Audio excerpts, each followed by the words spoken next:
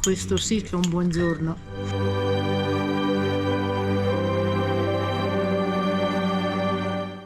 Possiamo dire che il soggiorno qui all'Hotel Arcadia di Corvara è stata una favola. Ci siamo rilassati e rinfrescati nella bellissima piscina panoramica. Marco e Francesca hanno usufruito della zona wellness, però lì ovviamente non abbiamo filmato. Questo momento di relax è stato un vero toccasana per recuperare le nostre energie. Altro punto forte dell'Hotel Arcadia è il cibo. Piatti veramente ottimi, raffinati, cibo vario e abbondante colazione. Purtroppo è giunto il momento di lasciare l'Hotel Arcadia. Qui con noi abbiamo la nostra guida, anche lui di nome Andrea, che ci accompagnerà nella seconda giornata del Sellaronda Tour Mountain Bike.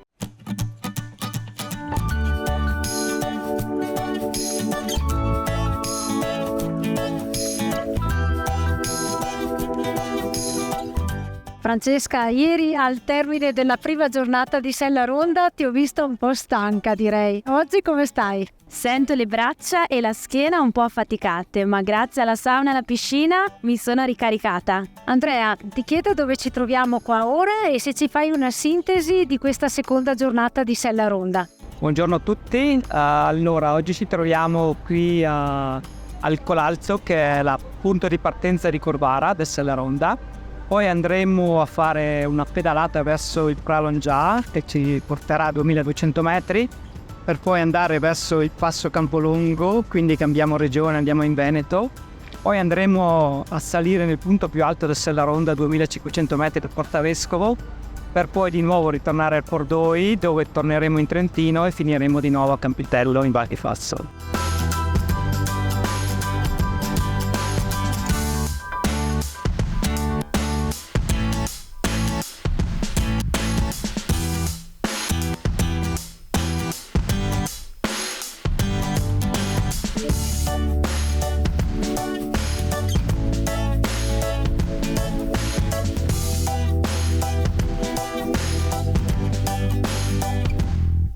Siamo arrivati al rifugio Biocca e devo dire che ci troviamo su un terrazzo panoramico strepitoso, un 360 gradi dolomitico incantevole. Marmolada, gruppo del Sella, gruppo del Cir, Sassonger, gruppo delle Conturines, Lagazzuoi, Tofane, Pralungià.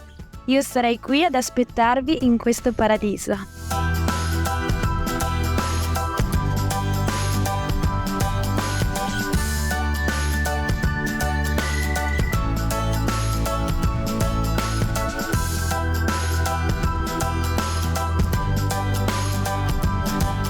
Intanto che ci godiamo questo spettacolo di montagne, e volevamo chiederti, Andrea, qual è la tipologia di bicicletta da usare per fare il percorso arancione del Sellaronda? Allora, la bicicletta consigliata per questo giro che stiamo facendo sicuramente biammortizzata, con un'escursione di un minimo di 140, perché è un giro che si avvicina un po' all'enduro, quindi biammortizzata aiuta molto, siccome c'è molta discesa.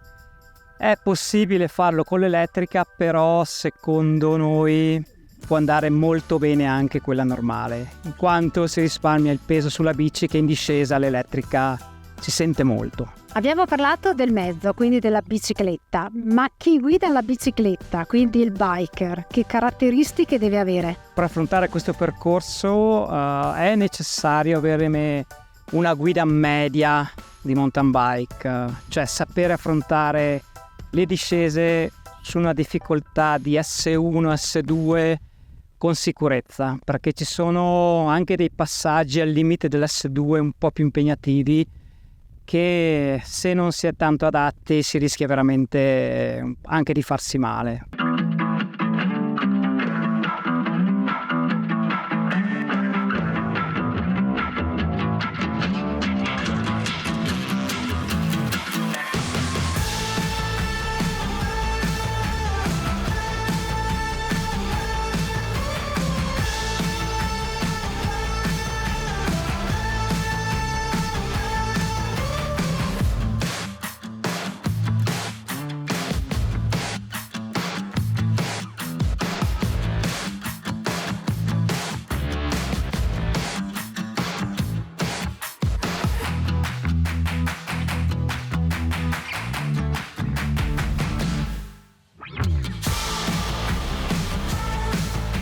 Dopo la discesa ci siamo fermati per la pausa caffè qui al rifugio Marmotta. Siamo al passo Incisa, siamo al confine tra l'Alto Adige e il Veneto.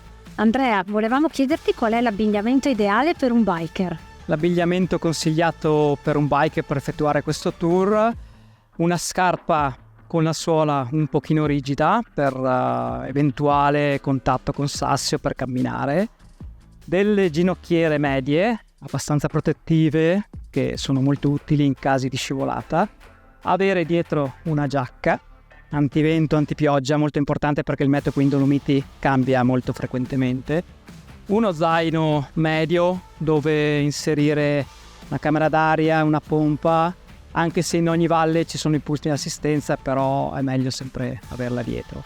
Un casco non serve integrale, basta aperto. Consigliato MIPS, il nuovo sistema dove attutisce molto il colpo in caso di caduta. Proseguiamo il nostro Sellaronda Tour e andiamo verso Passo Campolongo.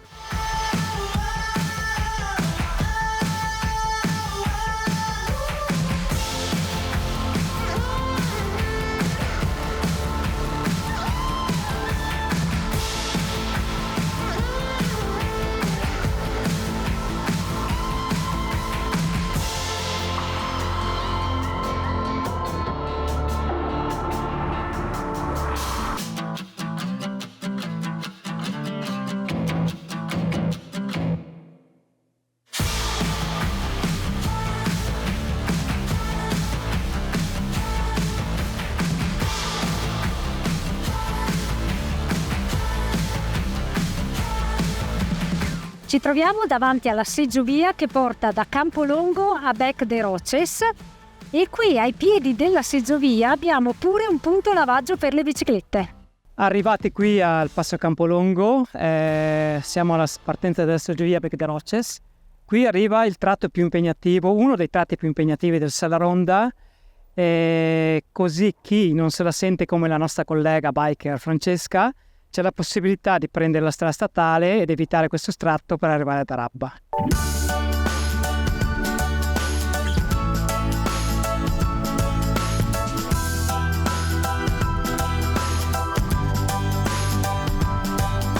Ci troviamo in Veneto, siamo qui a Bec de Roches e anche da questo punto lo spettacolo sulle montagne è favoloso. Oltre alla marmolada che abbiamo qua davanti col Gran Vernel, possiamo vedere il Pelmo e il Civetta. Adesso ci aspetta una bella discesa fino ad Arabba. La nostra guida ci ha detto che questo tratto del Tour del Sellaronda è impegnativo, quindi adatto a biker esperti.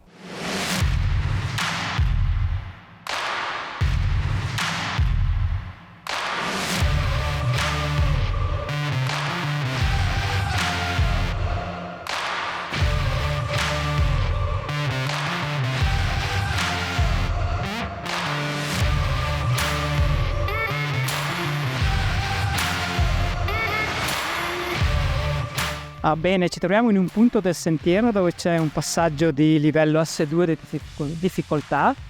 Qui, se non si è sicuri, è meglio evitarlo, quindi mai fermarsi in mezzo al passaggio, ma fermarsi prima, scendere lateralmente dalla bici e farlo a piedi senza rischiare nulla.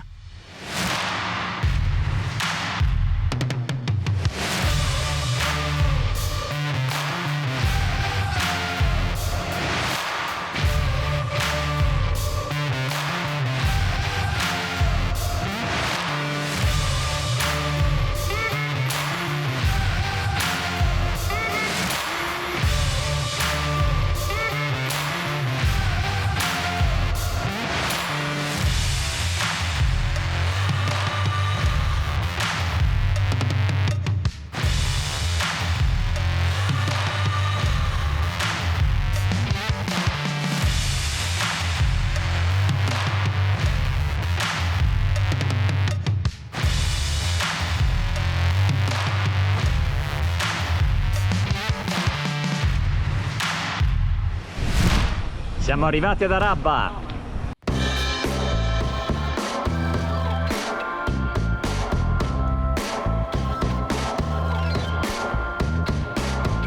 Pausa ad Arabba dove ci stiamo gustando un dolce pranzetto. Da Arabba con l'impianto ci portiamo in cima a Porta Vescovo a quota 2478 metri. È il punto più alto del giro del Sella Ronda. Da lì poi ci porteremo verso Passo Pordoi. Arrivati in cima a Porta Vescovo e guardate che spettacolo! Siamo qui davanti alla Marmolada, la regina delle Dolomiti. Adesso partiamo, anche questa parte del Sella Ronda ha una difficoltà media, quindi per bikers esperti.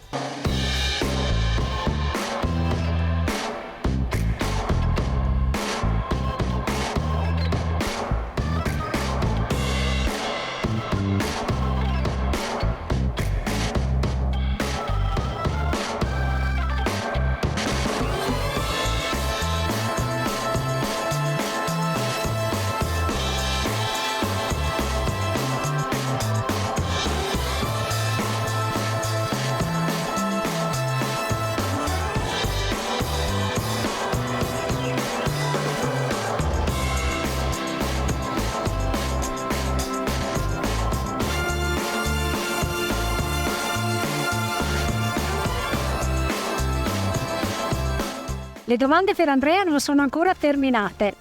Andrea, se durante il Sella Ronda qualcuno avesse problemi con la bicicletta, qualche guasto, che cosa deve fare? Chiaramente è molto probabile avere dei guasti durante il Sella Ronda.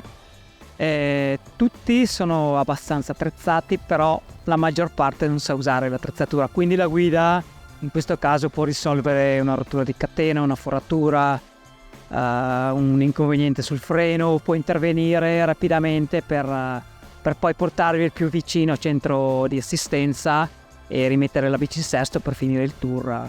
Questo che magari le persone senza guida hanno veramente ogni tanto grossi problemi, costrette a utilizzare un taxi per rientrare e quindi rovinarsi la giornata. Ora da Passo Pordoi scendiamo a Canazzei, ma volevo capire una cosa, come mai questo pezzo di trail è chiamato Infinity? Il nome Infinity deriva che è infinito, è lunghissimo, è un trail bellissimo, proprio lungo, con un paio di varianti un po' più facili, un po' difficili, e è molto vario, per cui però Infinity appunto perché è molto lungo, è infinito. Let's go!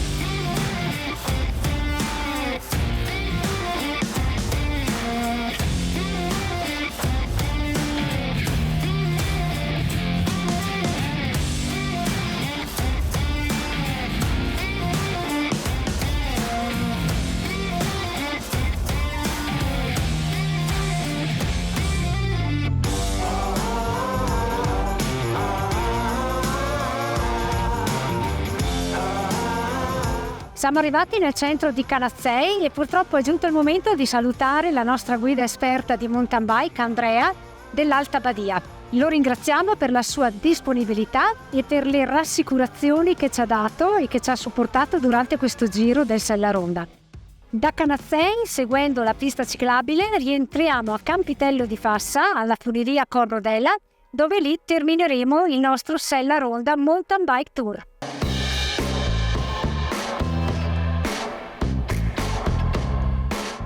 Ritornati al punto di partenza, alla funivia Corrodela. Peccato sia terminata questa avventura. Qui concludiamo il Sellaronda Mountain Bike Tour. Un'avventura spettacolare circondati da un panorama mozzafiato dall'inizio alla fine. Direi che è proprio un paradiso per gli amanti della mountain bike. Dopo aver concluso il giro vi diamo alcuni consigli. Primo, suddividere il percorso in 2 giornate, che così ve lo godete meglio. Secondo, farvi accompagnare da una guida esperta della zona. Le guide esperte in mountain bike fanno capo alle 4 valli del Sellaronda: Val di Fassa, Val Gardena, Val Badia, Arabba. Sul sito del Sellaronda trovate tutte le informazioni e i recapiti. Qual è il valore aggiunto del fatto di avere una guida esperta? Innanzitutto vi mostra il percorso corretto. Vi spiega il territorio in cui si pedala, la storia e le tradizioni dei ladini. Vi aiuta in caso di piccoli guasti tecnici o incidenti e sceglie i percorsi più adatti alle vostre capacità. Infine, conosce gli angoli più belli e le baite migliori dove fermarsi a riposare e a gustare un buon piatto. Da questa nostra meravigliosa esperienza possiamo dire però che il Sellaronda Mountain Bike Tour è impegnativo. Come sempre vi salutiamo e vi diamo appuntamento. Dimenticavo di dirvi che essendo il Sellaronda un circuito ad anello, si può iniziare in qualsiasi punto delle 4 vallate. Alla prossima! It's gonna be